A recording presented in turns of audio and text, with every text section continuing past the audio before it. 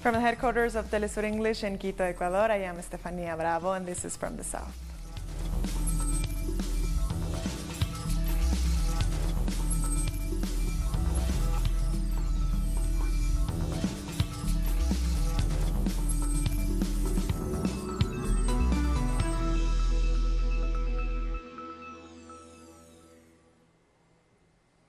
The U.S. Vice President Mike Pence met with President of Ecuador Lenin Moreno on the second leg of his Latin American tour on Thursday. Pence repeated his call for Latin American countries to place pressure on Venezuela. Moreno has avoided taking a hard stance in support of either Venezuela or the U.S. Pence said the United States would support Ecuador in its compassionate response to Venezuelan migrants, but that more needed to be done. But as we discussed today, compassion alone will not end this crisis. It will only end when Venezuela is free once more. As President Trump has made clear, the United States will not stand idly by while Venezuela crumbles. To pressure the Maduro regime and restore democracy in the United States has issued unprecedented sanctions against the dictatorship in Caracas. And as you and I discussed today, we respectfully urge Ecuador and all of our allies across the region to take steps to further isolate the Maduro regime. Both countries expressed concern about the situation in Venezuela. The economic and humanitarian crisis in the country has forced more than 2 million Venezuelans to leave their country. Mr. Pence recognized our effort to accept more than 150,000 Venezuelan citizens that have had to leave their country. On this topic, we agreed to discuss it in the OAS in order to promote human rights. The world knows that we proposed a democratic way out through a referendum. We still have received no answer. We have also asked the mediation of the Secretary General of the UN to find a peaceful way out. We believe that the solution for Venezuela may only be decided by the people of Venezuela. Our correspondent in Quito, Denise Herrera, has more on the visit of the U.S. Vice President. President Pence was welcomed at the government palace by Ecuadorian Foreign Minister José Valencia.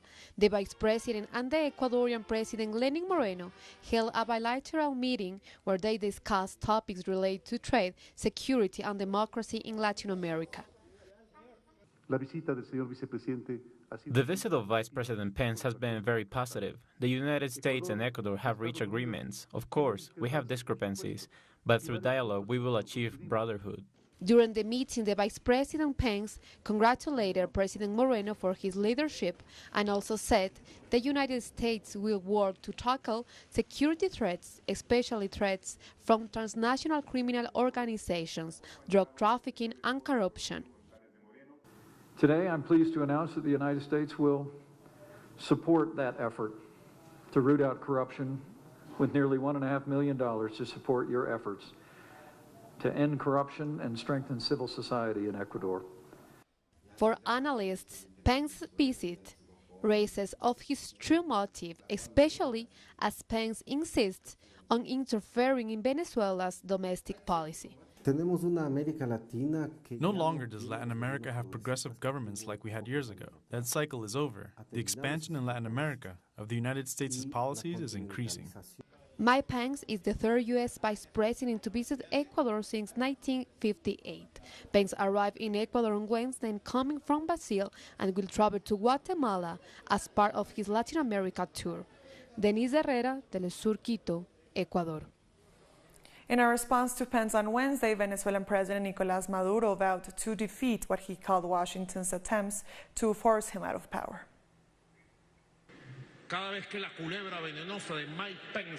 Every time the poisonous viper of Mike Pence opens his mouth, I feel stronger, clearer of what the road is. The road is ours. It is Venezuelan. It is not the one Mike Pence points out to us. Not 20 poisonous snakes, not 20 poisonous vipers like Mike Pence. It is not what he says, what Venezuela is going to do. Yes, we have defeated you and we are going to defeat you. Wherever you are, wherever Mike Pence travels, the Bolivarian revolution grows stronger.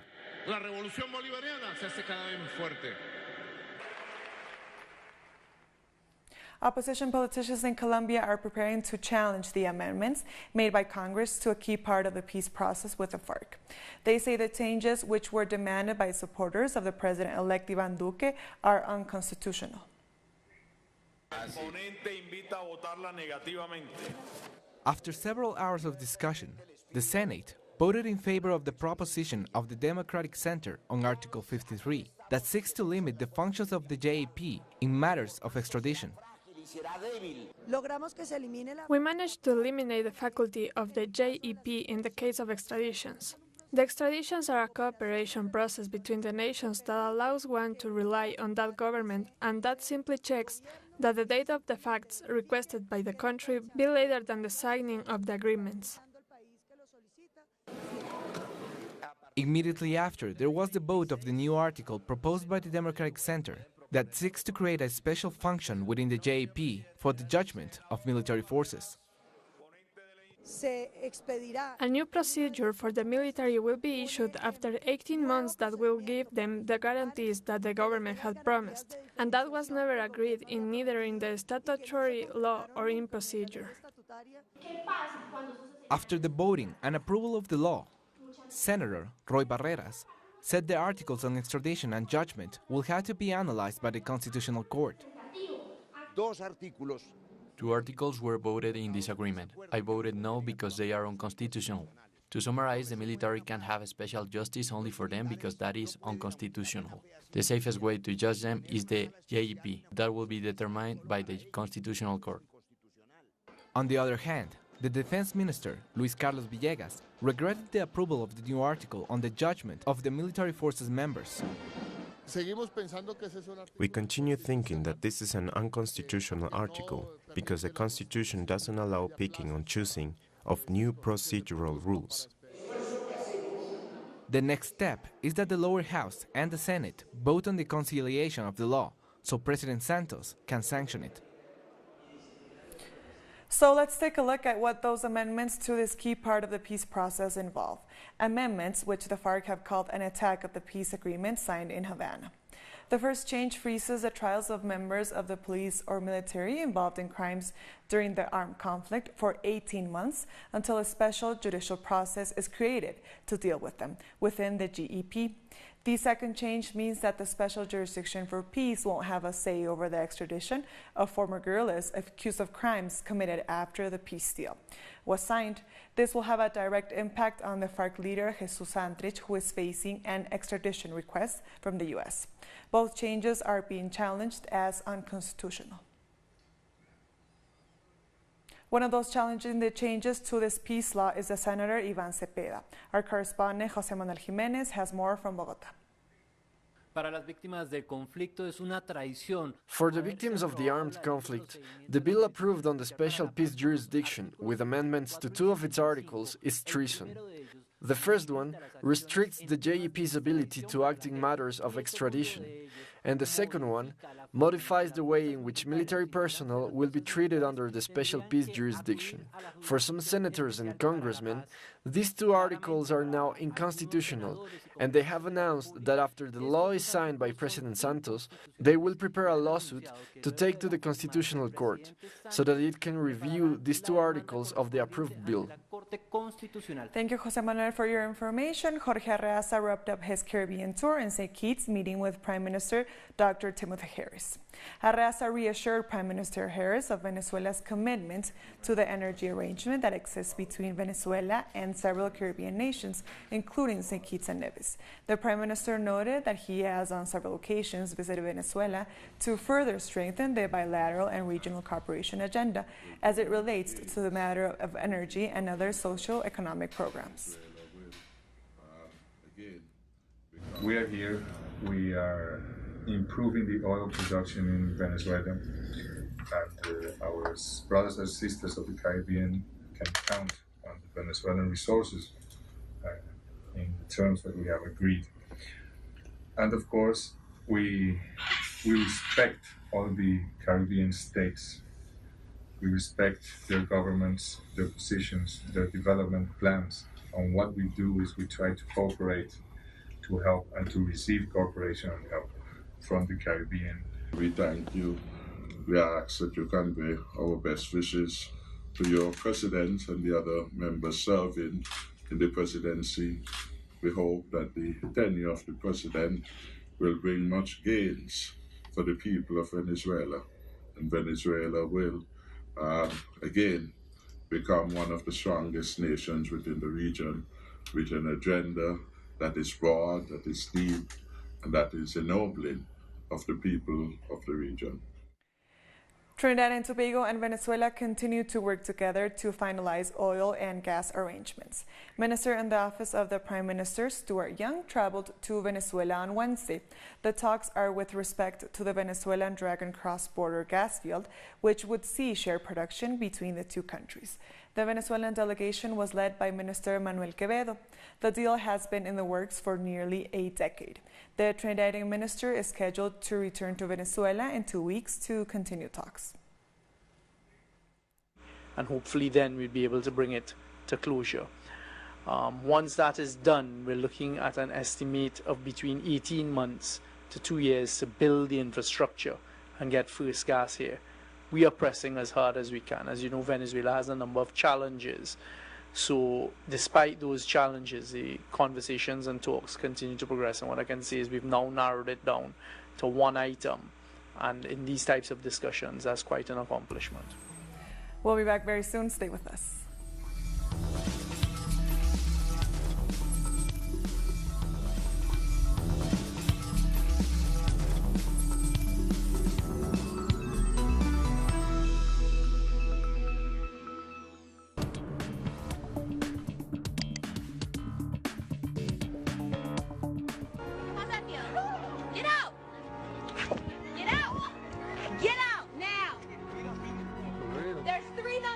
Dial 911. Okay? Yeah, right. Get out. Little punks.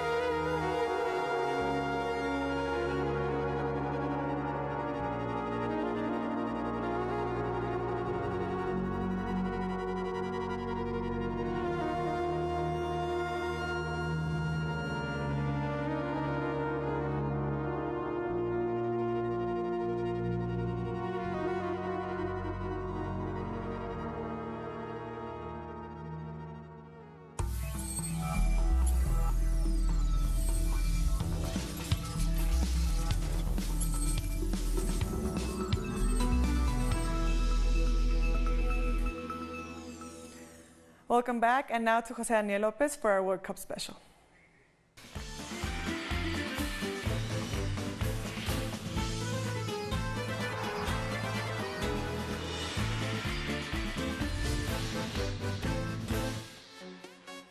Thank you, Steffi, and welcome to our Telesur Russia 2018 special World Cup coverage. I'm Jose Daniel Lopez, and here are today's headlines. We start with the results from today's matches. Colombia qualified to the knockout stage, beating Senegal 1-0. Colombian defender Jerry Mina scored the winning goal in the second half. Colombia became the 5th Latin American country to qualify to the round of 16. After the game, some fans celebrated the victory. In Colombia, we had to win, no matter what, and we don't care. A win is a win, and we are so happy about Jerry Mina, who scored his goal for the win.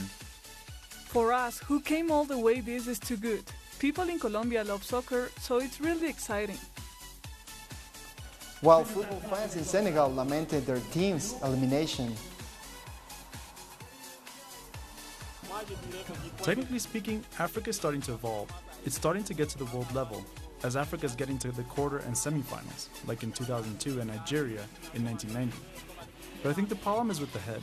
We need to get inside the heads of the youth that they can do better. Why not Africa in the semifinal or the final, or win the World Cup? That's what I believe. I hope that in years to come, Africa will get that.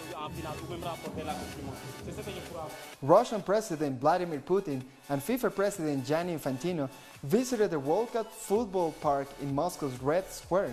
The two leaders practiced their penalty-taking skills and played with children and former football stars such as Ronaldo, Lothar Matthäus, Carlos Puyol, and Iker Casillas.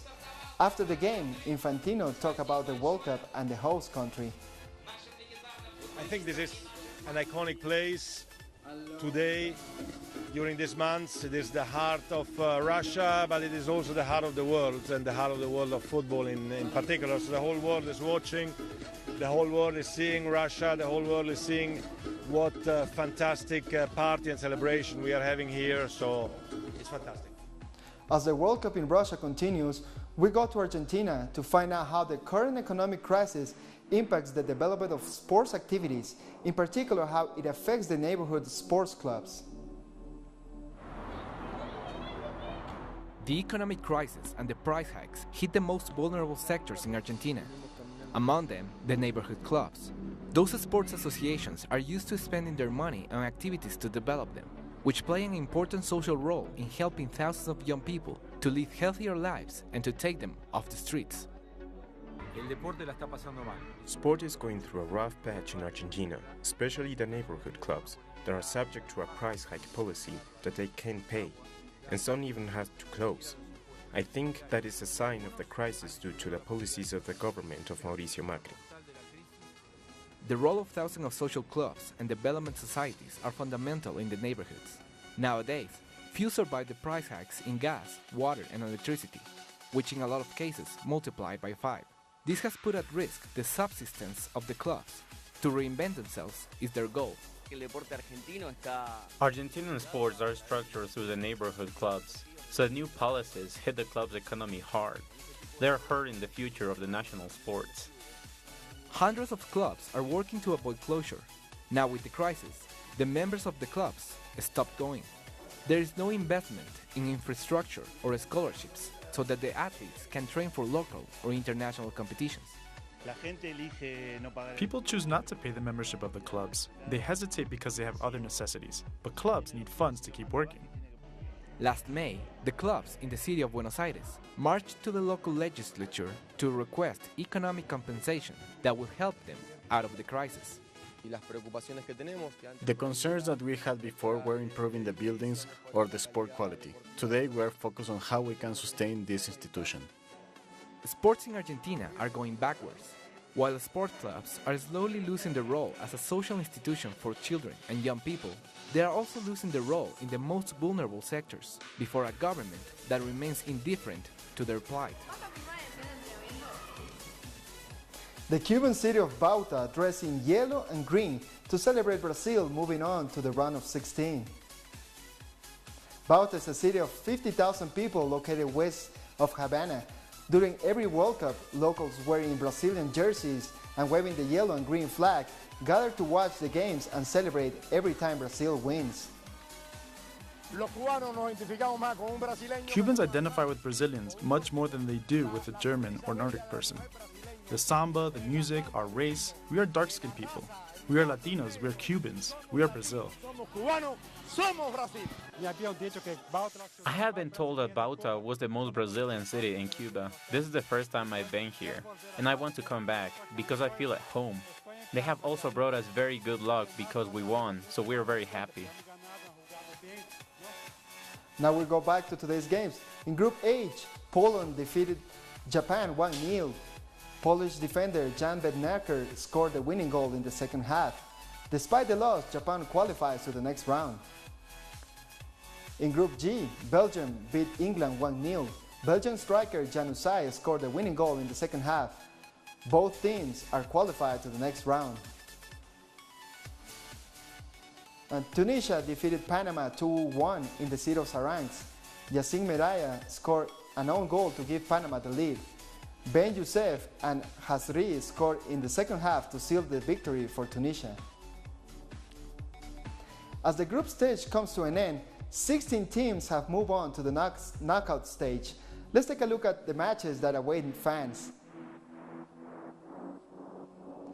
Uruguay will play against Cristiano Ronaldo and Portugal. Spain will face the host country Russia. France will play against Argentina. Croatia will face Denmark. Five-time World Cup champion Brazil will play against Mexico.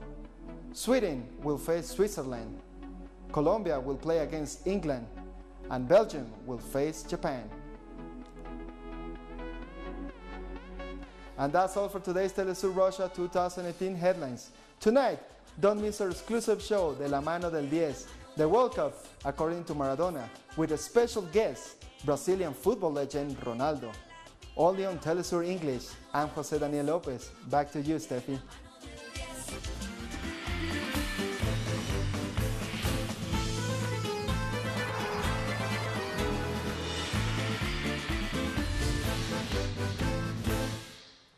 Thank you, Jose Daniel, for your information. More stories now.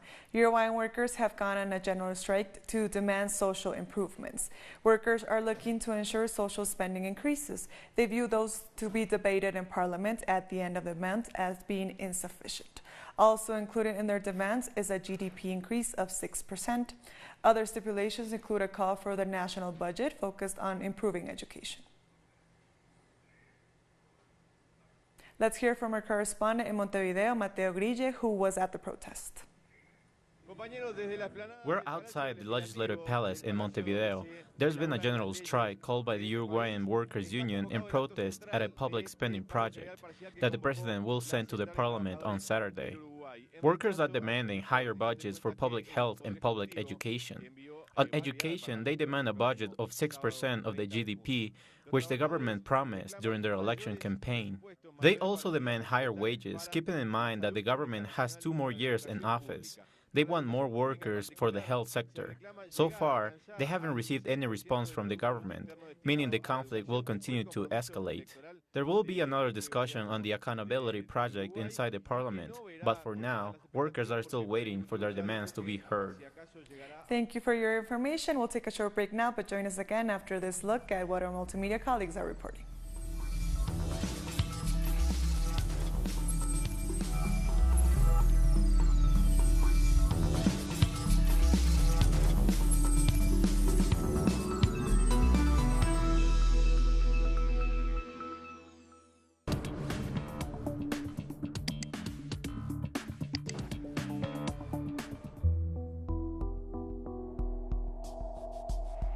Armonizará en España el funcionamiento de todas las capacidades y energías.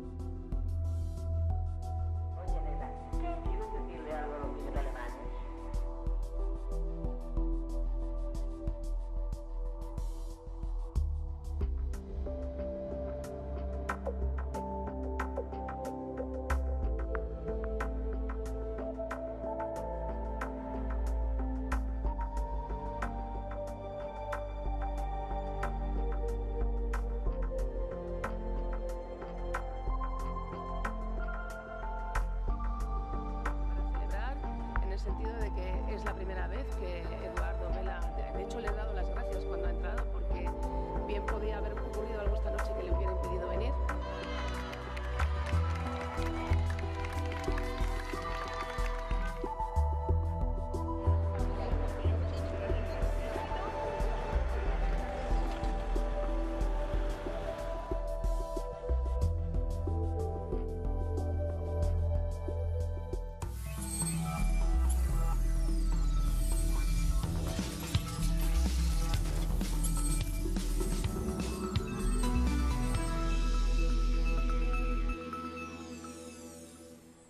Welcome back. In the United States, several people have died in a shooting at the offices of a Maryland newspaper. The incident took place outside the Capital Gazette office. The gunman reportedly shot his way through the building's entranceway to the main office, where he opened fire on multiple employees. Employees fled the building with hands raised above their heads. Officials say the shooter was taken into custody.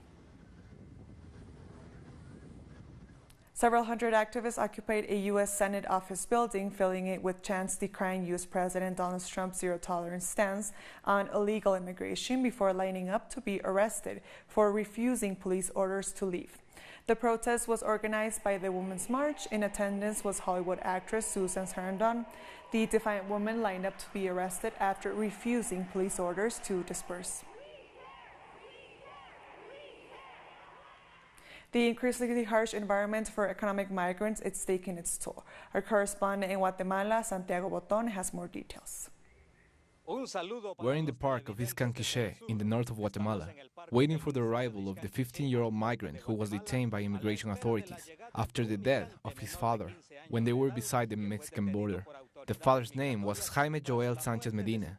He died of suffocation inside a truck where he was heading to the U.S. border. The tragedy happened almost a month ago, when they left the municipality of Ixcan. Family members have asked the Foreign Ministry to help with the repatriation, because according to family members, the remains are still in a hospital in Tamaulipas, Mexico. Thank you, Santiago, for your information. Chancellor Angela Merkel told the German parliament that the European Union's fate is dependent on its ability to deal with the growing migration debate. Merkel delivered an intense address to the Bundestag as she tried to win over critics from her own party to defend her decision to open the door to migrants to ease the pressure from Austria and Hungary. Dear colleagues, Europe faces many challenges, but that of migration could become the make or break one for the EU. Either we manage it so others in Africa believe that we are guided by values and believe in multilateralism, not unilateralism, or nobody will believe any longer in the system of values that have made us strong. That's why it's so important. There were emotional scenes today on the Syrian border with Lebanon as families reunited following the return of some 400 refugees. Some had been apart for years. The refugees were headed for the Syrian region of Kalamun, cleared of insurgents by Syrian army offensives in which Lebanon's Hezbollah movement played a leading role. The convoy makes up a very small fraction of the 1 million registered Syrian refugees across Lebanon and of the 50,000 which local officials estimate live in Arsal. Many said they were happy to be returning to Syria, and while their houses were fit to live in, others had heard their homes were destroyed. And we've come to the end of this news brief. These and other stories, you can find them on our website at telesurtv.net/English. And join us on social media, Facebook, Twitter, and Instagram. For Telesur English, I am Estefania Bravo. Thank you for watching.